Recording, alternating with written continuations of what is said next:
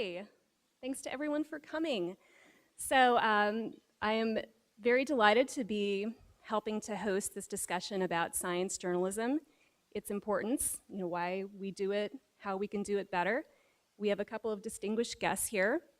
So feel free to ask questions. Mike McKean is going to be monitoring that hashtag if you would like to ask a question or make a comment about it. So my name is Sarah Shipley-Hiles, and as I said, I'm really delighted to be talking about science journalism. I think it's one of the most important topics that we can discuss as a society, and I'm interested in the journalism school promoting science journalism even more. And one of the reasons I think this is so important is that public communication of science really affects our entire planet, and I think the future of our species and every other species. And there was an interesting AP story that came out earlier this year that found that Americans are not too big on believing in science. So half of Americans don't believe in the Big Bang, 42% doubt evolution, 37% doubt climate change, and 15% are not so sure about vaccines. And you can see that these things all have tremendous impact for society. And in addition to that, there's just so much that we can learn and discover and appreciate about life on this planet. And I think science journalism can be really fun as well. So let me move to introducing our two speakers. We have David Grimm, who is online news editor for the journal Science and author of a book called Citizen Canine, Our Evolving Relationship with Cats and Dogs. And I'll tell you a little bit of background about David. He actually has a PhD in genetics from Yale, so not too shabby. Although he doesn't have any journalism degrees, he does teach journalism, science journalism at Johns Hopkins University, and he's the winner of several media awards for his writing, including being included in the Best American Science and Nature Writing book in 2009 for an article called The Mushroom Cloud's Silver Lining. And he's going to be doing a book signing, I believe, this evening, is that correct? Over at the law school. And Karyn Traphagen is the co-founder and executive director of ScienceOnline, which is a national organization of science communicators, something that science journalists and scientists, it's a place where they can get together and talk about science communication. And the name of her blog is called Stay Curious, which she says is sort of her life's mission, to stay curious. And Karyn, see if I can do this without messing up my presentation here, has a variety of degrees in her background: psychology, Master of Arts in Religion, and a Master's in Physics. And her background for a time was teaching physics. So both of our speakers bring some different perspectives on the practice of science and the practice of communication. So let me go ahead and turn it over to them, starting with David. Hi, thanks for coming, and nice to see so many people here. So I've been at Science for 10 years and have been sort of involved in the online news operation ever since the beginning. As I was telling Karyn earlier, when I first came to Science in 2004, online news, at least for us, wasn't a big priority, and it took a few years for Science to realize how important online news was. So as years have gone by, the online news operation has become more important, which has been great for me because it means my job has become more important. So today, I oversee everything that we do online. It's a weekly magazine, but we have a daily online news operation. We run anywhere from 5 to 10, sometimes 15 stories a day, covering all areas of science, so genetics, geology, black holes, creature features, also science policy, so new rules on stem cells, or if Obama gives a few $1 billion more to the National Institutes of Health, we're covering that as well. And we do a lot of multimedia and podcast stuff online as well. So I sort of oversee that.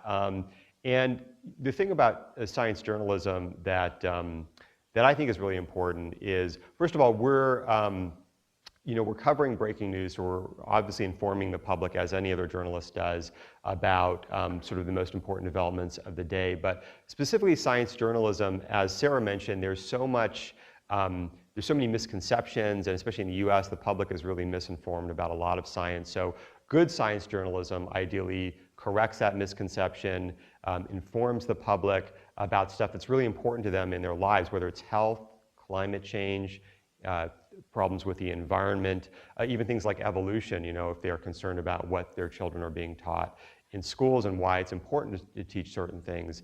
Science can be really informative about that. The other important thing about science journalism is that all of our tax dollars go to supporting science. Science is a multi-billion-dollar enterprise in the US. A lot of that is publicly funded. And so from the public's point of view, it really wants to see where that money is going. And I think it's important to highlight a lot of the important research that's being done around the country. Now, there's a lot of pitfalls to science journalism as well, and I think we'll probably get into that over the hour. But obviously, like any other type of journalism, it's very important to be accurate.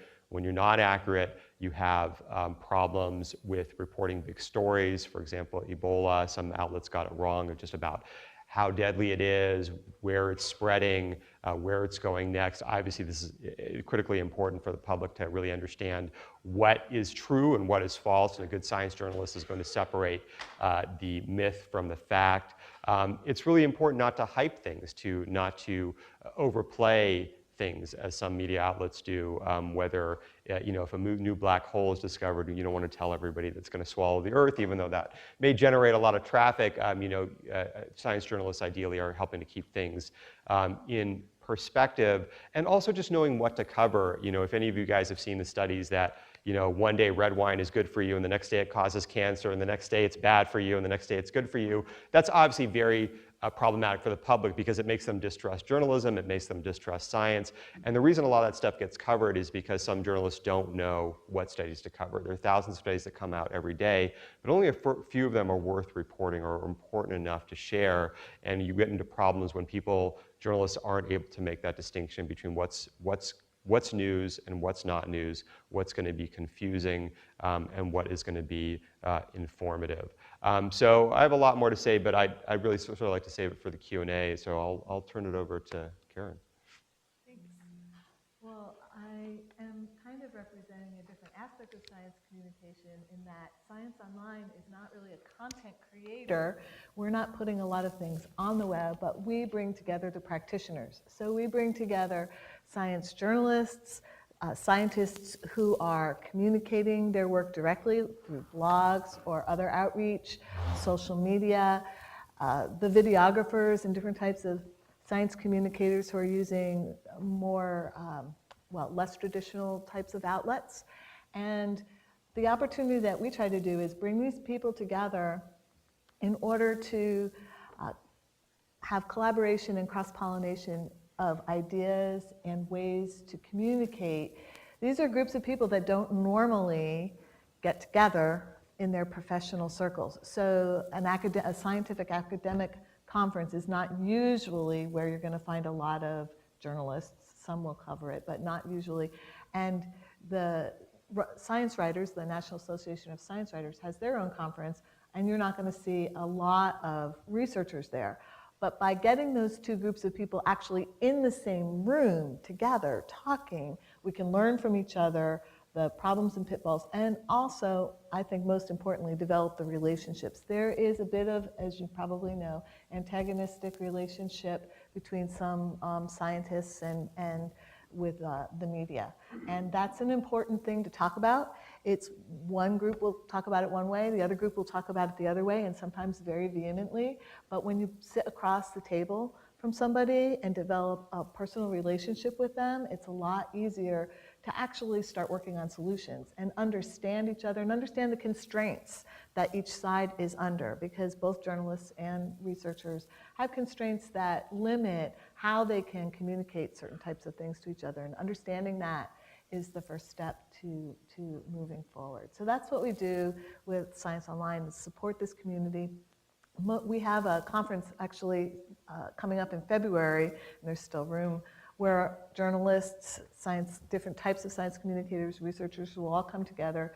It's a great place for building a network of resources and people that you can get to know. I'm going to give one example, and I hope we can get to Q&A really quick.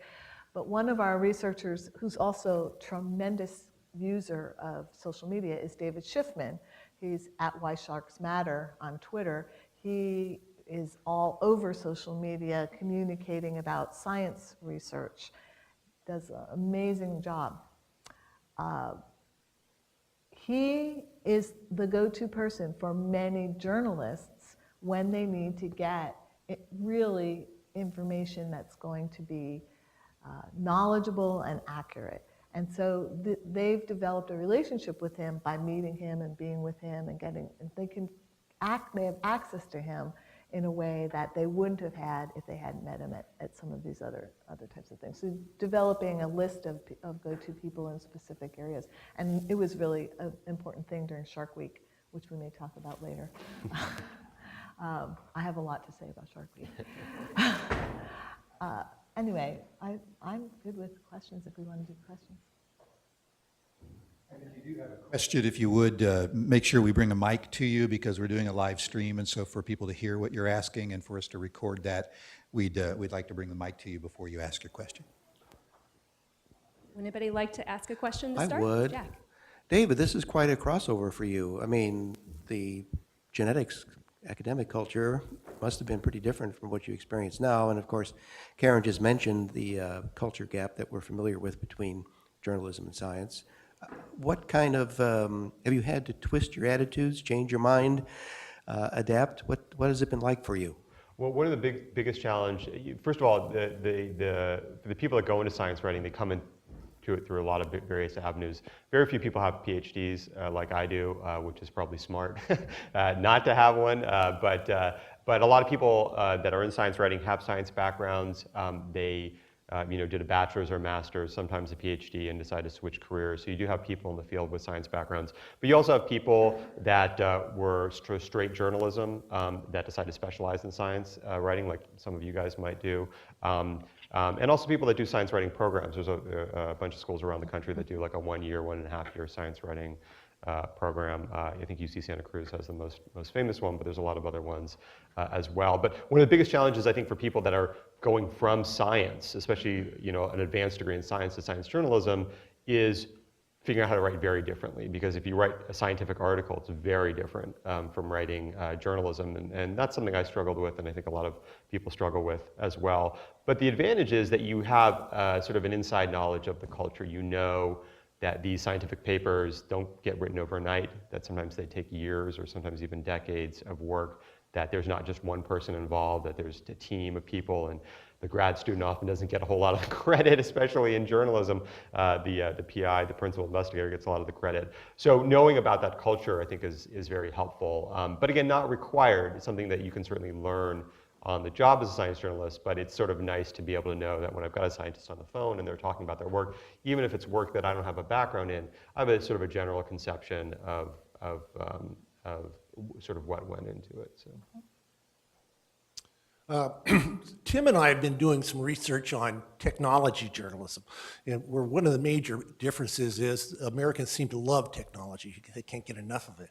But one of the things that we ran into time and time again is a very negative attitude on the part of technology journalists about science journalists.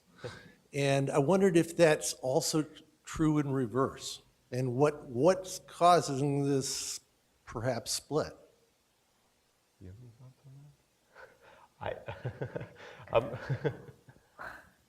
Well, I think the thing about science journalism that it's very much not just giving information. It's very much having to connect information to decision making, policy making, personal choices, things like that. And that gets tricky. I mean, I don't know, maybe technology is less political. I don't know. I personally don't have an experience with that. That isn't a situation I've run across. We don't cover technology a lot at Science. We also don't cover, our sort of guiding principle at Science is there has to be a strong scientific angle. So if we're not going to cover the new iPhone coming out because there's no real new science behind it, but if somebody develops a new interface that allows people who who are paralyzed, completely paralyzed, to interact with the outside world, and it somehow is harnessing some new knowledge about neuroscience, then we will cover it. So, I mean, to me, that's the divide between science journalism and technology journalism is we're not just going to cover gadgets for gadget's sake. In fact, we never do unless there's a. The same thing with medicine. We don't cover new medicine or new clinical developments unless there's a strong science angle. So we're not going to cover a new study about how doctors can improve their bedside manner because there's really no science there. But if there's a new stem cell technique that's helping to cure multiple sclerosis, and it has some new insights into how stem cells work, we're going to do that. But personally, actually, I don't personally know any technology journalists, so I haven't had that opportunity to see if there's some sort of strange relationship there. But there certainly is a divide for us about what we cover when it comes to science versus technology. So. One last question that is, if you're talking to the students, what would be the minimum amount of science background and whatever else background someone would need to get a job as a science journalist? I think you have to think about how your background can be portrayed as an asset instead of a liability. So if you've had a lot of science background, that helps you understand the science that you're going to communicate, or maybe the process if it's not within your field. You would maybe understand the process, like David was saying.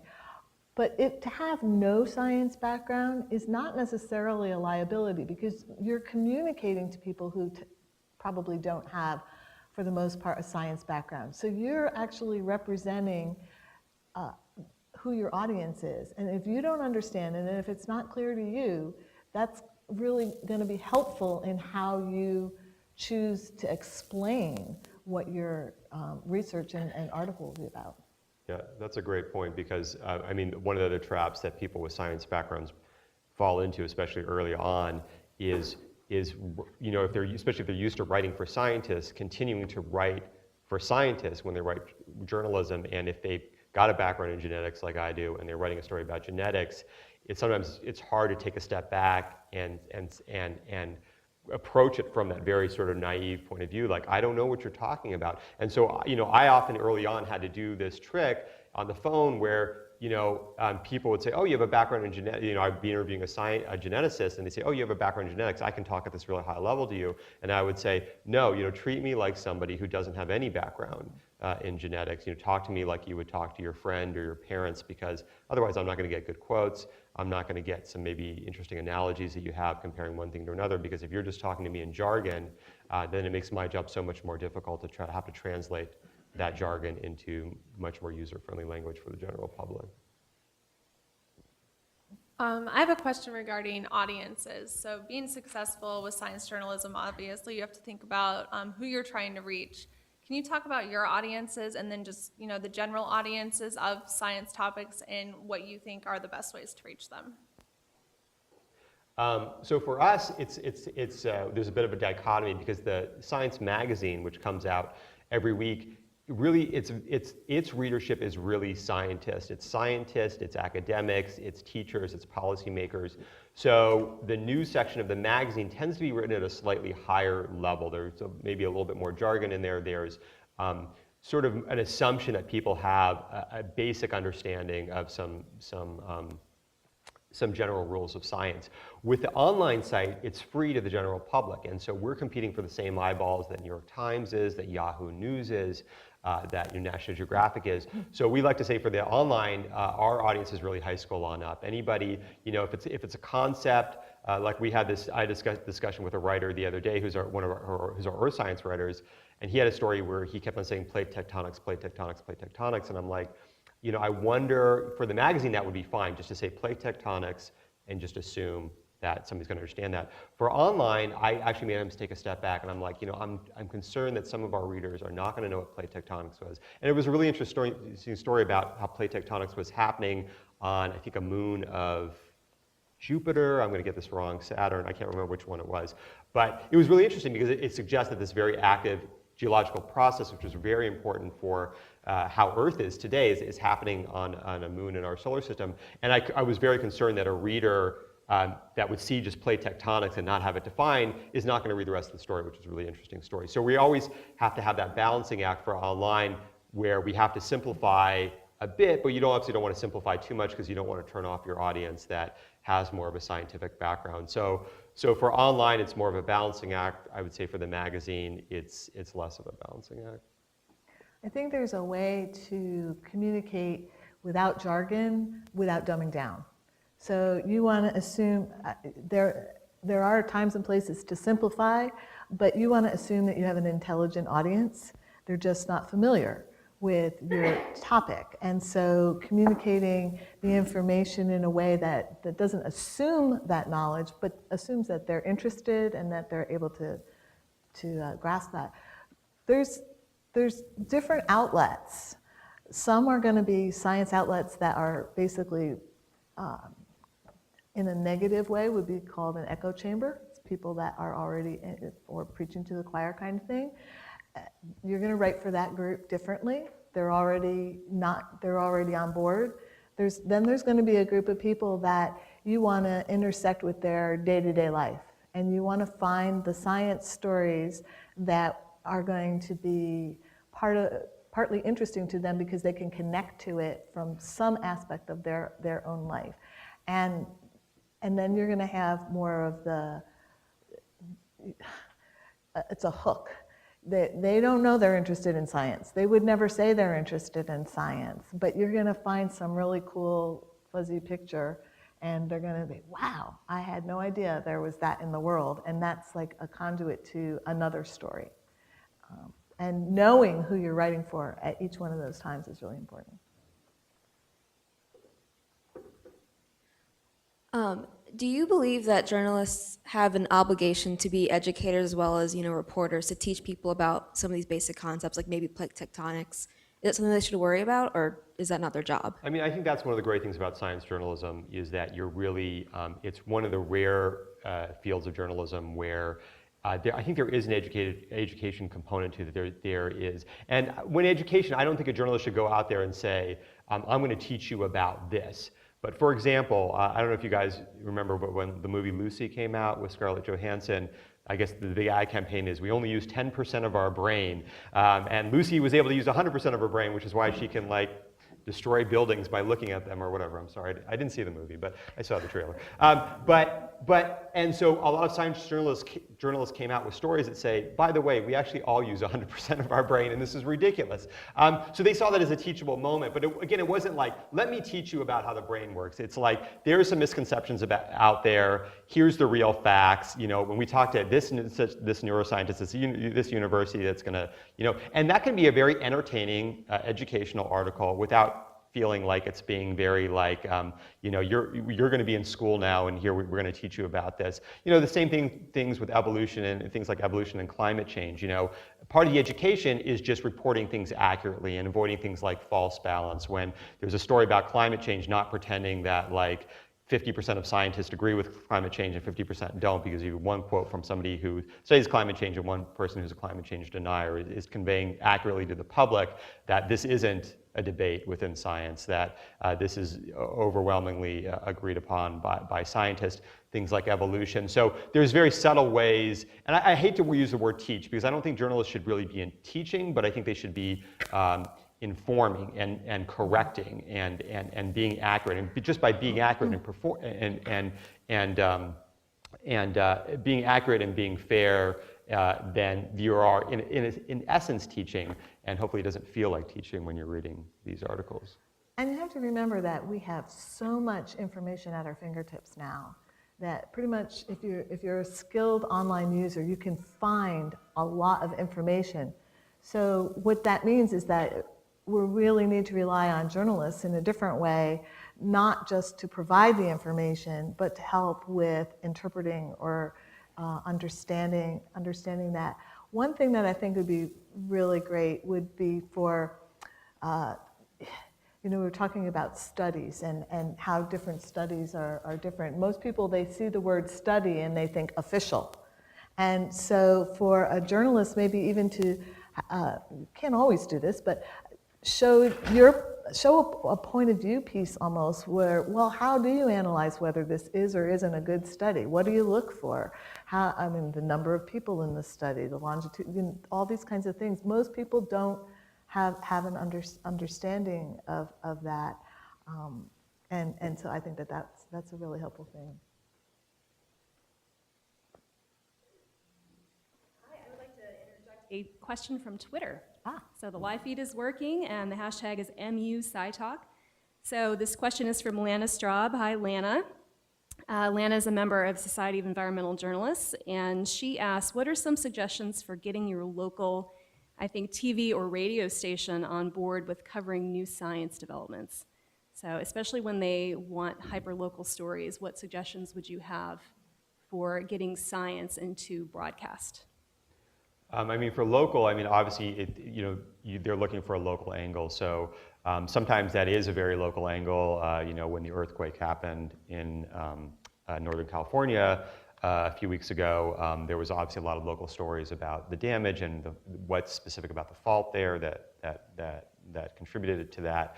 But even national stories can have local angles. If you're talking about something like climate change, which is actually a global story, but it's going to put such and such, county underwater in 100 years, and it's like, what should, the environmental engineers be doing about this? You can find local angles. The other thing is see where these studies come out, because even if it's a story that's a national story, I mean, all these studies originate at a university somewhere. And so, especially if there's a big university in the area, that's a great way to sort of peg something, even though it may not be a local story, to sort of give it that local flavor.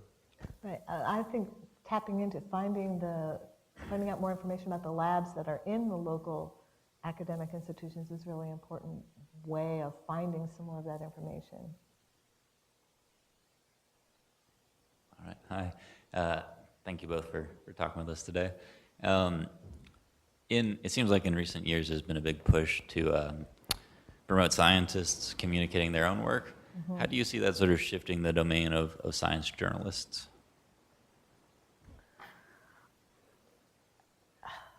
I think that scientists communicating their own science is a really good thing. I think it's a little bit different than science journalism in that the scientist who's communicating his own information is intimately involved with the research, an expert in his or her actual little niche. And they're probably really, really able to hopefully communicate well, their particular topic, their information, how it might impact the population that they're trying to reach. The science journalist is going to look for how that piece fits into a bigger picture. I don't think they're both, in a way, competing for people's attention, but I don't think that they need to be in competition with each other. They can supplement each other. One can feed into the other. You could do a piece, if you were a science journalist, you could do a piece about some kind of shark tagging. At ScienceOnline, we have a lot of both. We have science journalists, we have journalists who write about science, we have scientists who write their own articles, blogs for the general public, or videos, different types of things. So we have all of those. They meet together and talk about this very kind of thing, is who's responsible for what.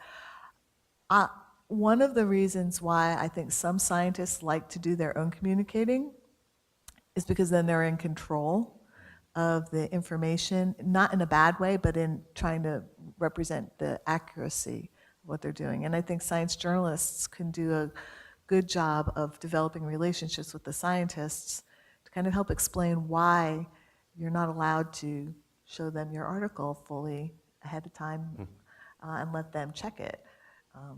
And I think that's hard for scientists because they get misquoted or they, not on purpose. I mean, you want your reputation to be good too. You want to be known as a good science journalist, but you don't know when you don't know.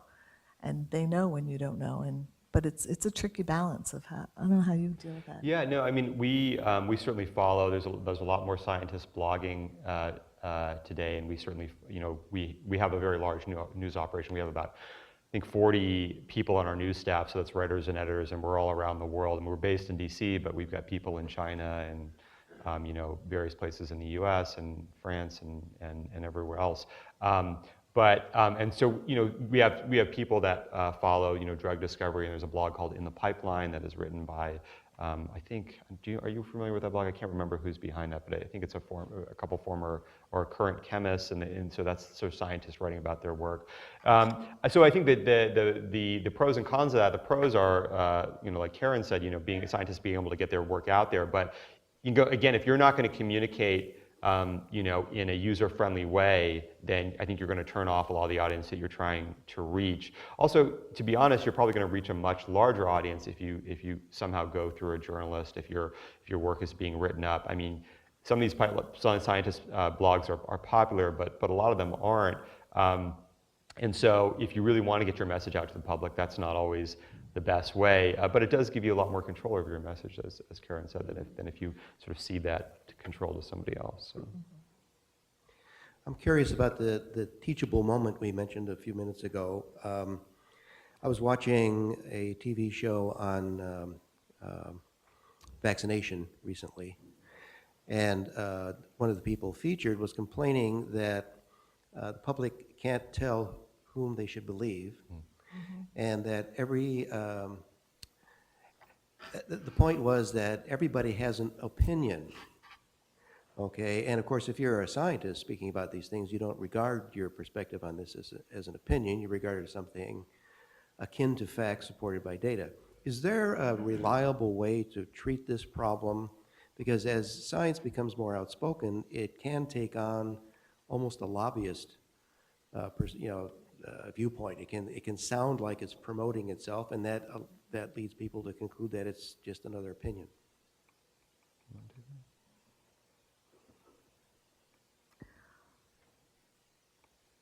Well, yes.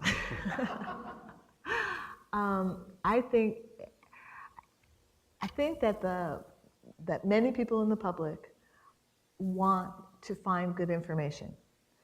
And in learning how to judge the information, there's two ways that they're going to be able to do that. One is to spend a lot of time tracking down, if they have the will and ability, tracking down some of the original research to evaluate and criticize and do that all on their own. It's a very small group of people. Then there's other people who are going to look for a voice that they can trust. Walter Cronkite is somebody that people would want to trust, okay? We have other names that we might be less likely to trust. So over time, even outlets are like this, okay? You're gonna look at an article in the New York Times or the Wall Street Journal or Science differently than you would some of the tabloids that say aliens are landing. Now, if Science reported that aliens were landing, you might take a little bit closer look. You might also say, what? But I mean, you might take a closer look. So as a science journalist or as a journalist reporting about science, your track record and your reputation of what you've covered, how you've covered it, and where you've put your pieces is an important measure for your authority. And I think that authority is important. But also, like I said earlier, journalism is not just about putting out information. It's about helping people become better skeptics, become better critics of the information so that they can understand what is more likely to be accurate, what is more likely to be. Some of the statistics she gave, like, I hate to keep bringing up Shark Week, but you would be astounded at how many people believe that there really are still potentially, possibly mermaids.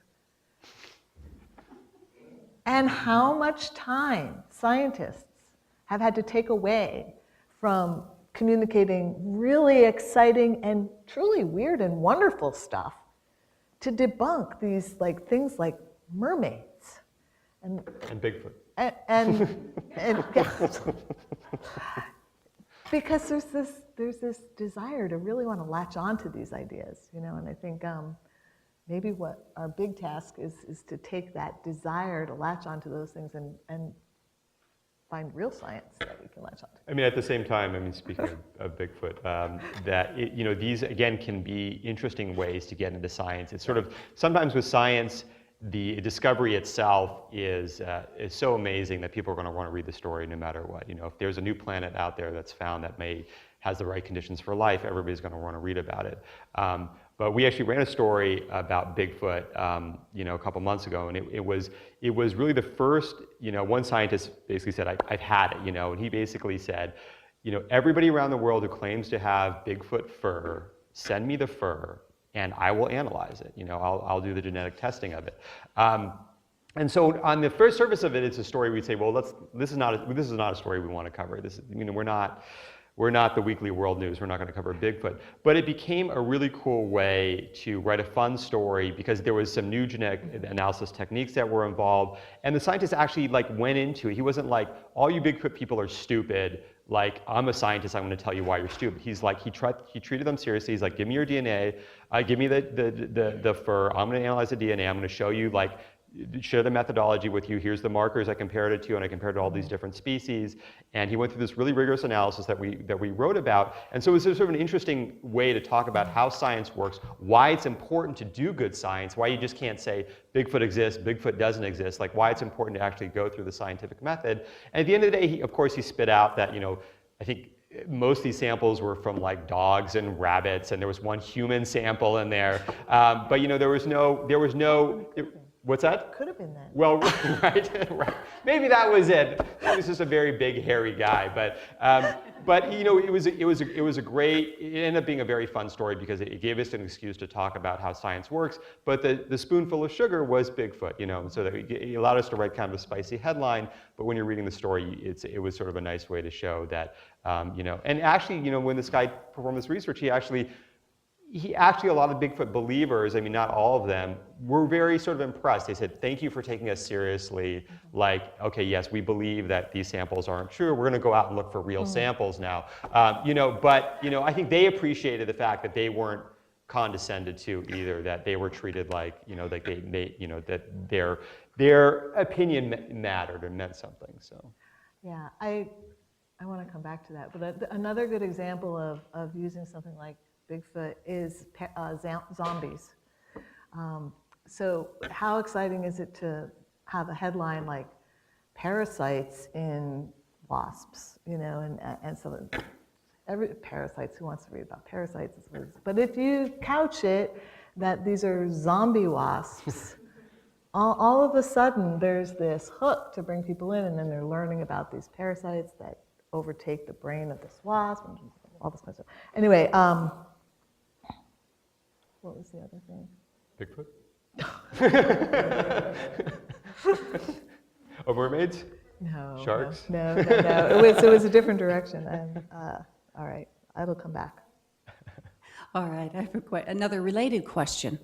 One of the things that I struggle with as a science, trying to communicate science to students or to the public, is correctly and meaningfully conveying the sense of uncertainty, which is inherent in everything. It becomes a very important thing when you're talking about what goes into a climate change model or evidence for the Higgs boson or whatever. But it's something I think both scientists and reporters must struggle with. Your views? Yeah. Other than jargon and getting away from using jargon, it's really important to find ways to communicate the things that are important to science, like uncertainty and all the caveats we have with the disclaimers, in a way that so in the science community, we use uncertainty in a very particular meaning. What the public hears when you use the word uncertainty is they don't know. And that's not true. And so what you want to do is you want to try to use vocabulary that conveys the concept without using these buzzwords that put people off, or that could be misinterpreted or could be taken a different way. And this even goes to what you were saying about climate deniers and Bigfoot deniers and things like this. When you're doing a science piece, yes, you want people to agree with you and to learn from it. The people you probably most want to reach are the people who don't understand, have misinformation, or have already made up their mind. You're not going to persuade them by calling them an identity that puts them on the defense. You need to write your article, you need to communicate that information that draws in these other people who might not already have an understanding of climate change. But when you characterize them or polarize them instead of them reasonably assessing the information that you've so carefully researched and so accurately presented. They're just going to be like this and defend their position, and it won't lead to an understanding. So yeah, jargon and also uncertainty. We've had many sessions about how to communicate uncertainty to the public, and I think the main thing is using different vocabulary. I think you covered it. Hello, everyone. I am a journalist here at the J School, and I'm actually double majoring in psychology. And what I've found is that having a research background really helps me understand how to report on science and studies and things like that. But like you said, not every journalist has that science background to kind of fall back on. So how can these journalists reduce the inaccuracies and inconsistencies that kind of proliferate in the journalistic realm? So I'm not sure I totally understand the question, but in terms of a journalist without a science background, a lot of the tools are the same. I mean, you want to make sure you understand the study that you're reporting on. If you don't, you want to go back to that scientist over and over again until you do understand it. At the end of the day, your job is the same. I mean, your job is to be accurate, and maybe you won't be as facile about spotting those inaccuracies. If you weren't a neuroscientist, maybe you don't know that we do use 100% of our brains. And that also gets to the question of bigger versus smaller newsrooms. I mean, we're very lucky. I think we've got the largest science news staff in the world, and so we've got somebody who's a specialist in genetics, and we've got somebody who's a specialist in neuroscience and climate change and everything else. And so if we had sort of a more novice journalist, that person can always go to one of those people, and so without even going to the scientist, and go to we had a reporter, Richard Kerr, who had been with us for 38 years covering earth science. I mean, he knew more about earth science than all the earth scientists in the world, and he was a great fountain of information. Whereas if you're in a much smaller newsroom, where people have to cover genetics one day, black holes the next day, and earthquakes the next day, then that may be a bit more of a struggle. But I mean, at the end of the day, I mean, what I always tell my students is, even if you've got 3 PhDs or if you have no science background at all, if you're not comfortable with what you're writing, if you feel you're on shaky ground, I mean, you really need to return to that source, return to the study over and over again until you've got it right, because the worst thing you can do is inject more misinformation out there. Yeah, that's good. Okay. Could you say a little bit about where you think multimedia skills fit into your responsibilities as an online science journalist, and maybe even share an example or two of a team or a reporter that's done an exemplary job of using whether audio or video or animations or whatever in telling those stories? Yeah, I mean, that's obviously become a lot more important as videos become more important, multimedia has become more important.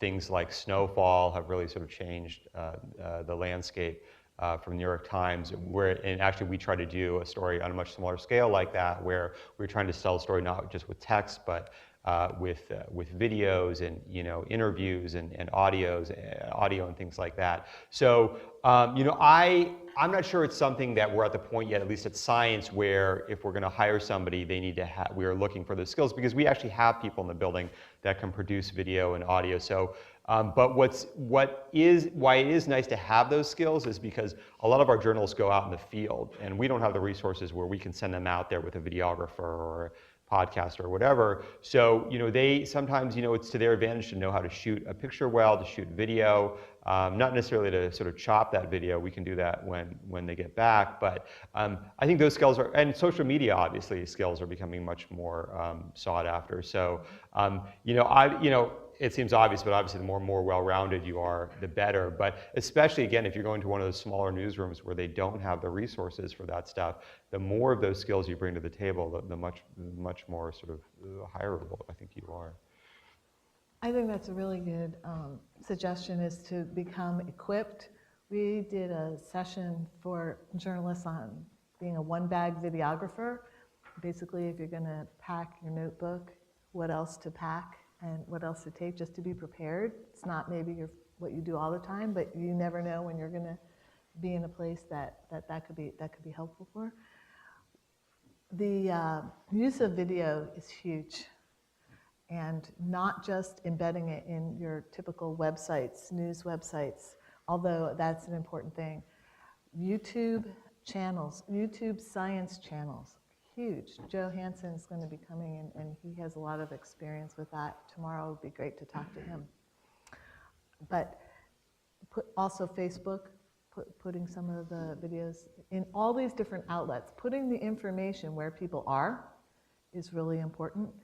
A lot of people now are getting all their news and science feed in Facebook, or they'll get linked to things in Twitter, less going to all these individual websites each day to check what's new on those sites. They're waiting to see how that filters into their feeds. So it's important to keep that in mind. But the use of, people will not only search Google for content, they will go directly to YouTube to search for content. And so that's an important place to be putting and viewing that as a legitimate outlet, a serious place to even just reside there. So I want to go back to the issue of making sure that you get the story straight. I'm not a journalist, I'm a scientist. And being in a Research One institution, there are plenty of scientists who can't even explain what they do to their colleagues and students, let alone to someone with no science background. Right. So my question is, how do you coax out of those people the story that you need to tell?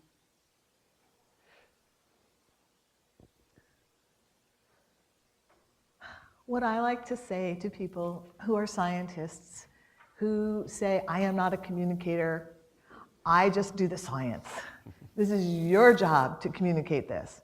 I say, but unless you can communicate to the people who are going to tell your story's not going to get out there. And what I usually say to people, I say it over and over again, is if you have spent this many years of your life and these many tens of thousands of dollars in your education, in your lab, in your research, if you're so passionate about that particular type of research, you should want people to know about it.